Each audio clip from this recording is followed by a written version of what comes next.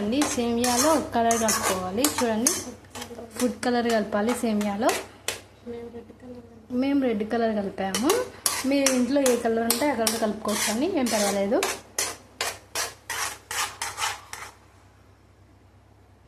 కలుపుకోవాలండి. చూడండి,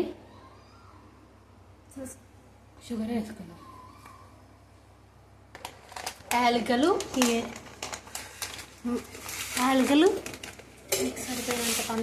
మీకు సరిపోయేంత పంచదార వేసుకోవాలండి.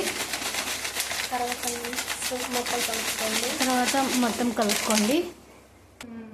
చూడండి, యాలకులు సరిపోయేంత చక్కెర వేసుకొని ఇలా కలుపుకోవాలి.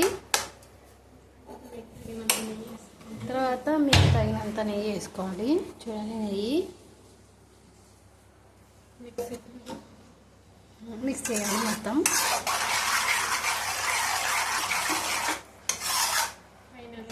ఫైనల్గా